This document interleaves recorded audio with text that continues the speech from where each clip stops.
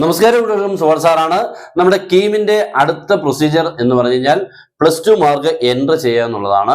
ഇപ്പോൾ +2ന്റെ റിസൾട്ട് ഒക്കെ പബ്ലിഷ് ചെയ്തതുകൊണ്ട് ഇനി ഇപ്പോൾ ആ കാര്യങ്ങൾക്കൊക്കെ ഉടനെ എല്ലാ കാര്യങ്ങളും റെഡി ആയിട്ട് നിങ്ങൾ ഇരിക്കണം. അതിന്റെ വിൻഡോ ഉടൻ തന്നെ ഓപ്പൺ ആവും. ഉടൻ തന്നെ നമ്മൾ അതിനെക്കുറിച്ച് നിങ്ങൾക്ക് അറിയിക്കുകയും ചെയ്യും. നമ്മുടെ ചാനൽ എല്ലാവരും മാക്സിമം ഫോളോ ചെയ്ത് സബ്സ്ക്രൈബ് ചെയ്ത് ബെൽ ബട്ടൺ എനേബിൾ ചെയ്ത് ഒന്ന് ഷെയർ ചെയ്യാൻ പറ്റുന്നെങ്കിൽ അത് ചെയ്തേക്കുക. നമ്മുടെ മാർക്ക് എൻട്രി ചെയ്യുമ്പോൾ പല കുട്ടികളുടെ സംശയങ്ങൾ അതൊന്ന് ഞാൻ ക്ലിയർ ചെയ്യുക എന്നുള്ളതാണ് ഒന്നാമത്തെ കാര്യം.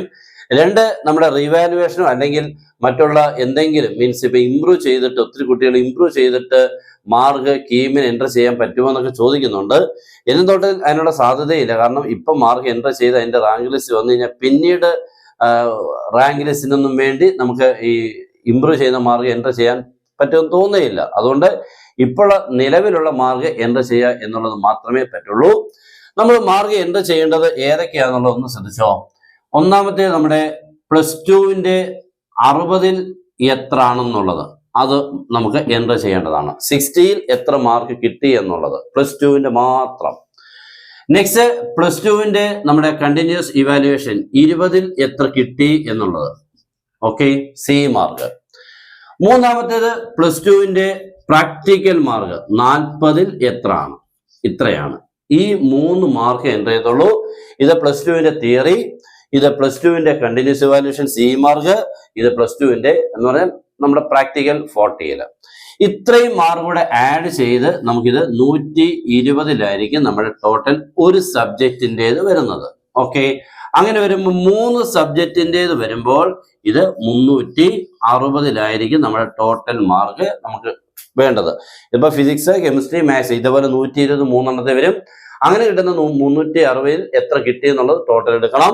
എന്നിട്ട് ഇതിനെ കൺവേർട്ട് ചെയ്ത് ഇതിനെ 300ലോട്ട് മാറ്റി എടുക്കണം. ഓക്കെ, അതാണ് നമുക്ക് എൻട്രി ചെയ്യേണ്ടത്.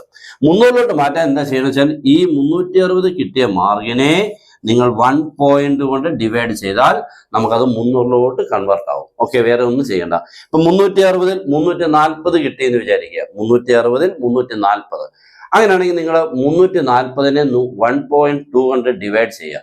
ഡിവൈഡ് ചെയ്യുമ്പോൾ അത് 300ലോട്ട് മാറും. ആ മാർക്കാണ് നമുക്ക് ടോട്ടൽ മാർക്ക് PCMന് ഫിസിക്സ്, കെമിസ്ട്രി, മാത്സിന് കിട്ടുന്നത്. ഇതാണ് നമുക്ക് എൻട്രി ചെയ്യേണ്ടത്. ഓക്കെ, ആ മാർക്ക് നമ്മുടെ നോർമലൈസേഷൻ മാർക്കോട് ചേരുമ്പോൾ കിട്ടുന്ന ടോട്ടൽ 600ൽ എത്രയാണോ അതാണ് റാങ്ക് ലിസ്റ്റിന് വേണ്ടി പരിഗണിക്കുന്നത്.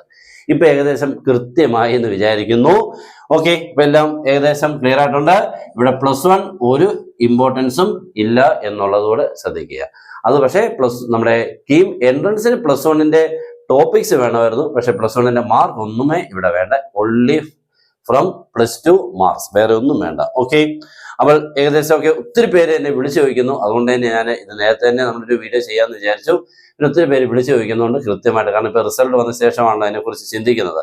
അതുകൊണ്ടാണ് ഉടൻ തന്നെ നമ്മൾ ഇട്ടത്. ഇത് മാക്സിമം നിങ്ങൾ പറ്റുന്നിടത്തൊക്കെ ഇതൊക്കെ ഒത്തിരി ആവശ്യമുള്ളവരുണ്ട്. ഇനി മാർക്കൊക്കെ മാറി എന്ത് ചെയ്യാം, ഇതൊക്കെ ഒന്ന് ഒഴിവാക്കാൻ വേണ്ടിയാണ് ഇതൊന്ന് കൃത്യമായിട്ട് പറഞ്ഞു തന്നത്. ഓക്കെ, അപ്പം എല്ലാവർക്കും മനസ്സിലായെങ്കിൽ ഒന്ന് ഒരു ലൈക്കൊക്കെ തന്നേരെ, ഒന്ന് ഷെയർ ചെയ്തേരെ. Good bye.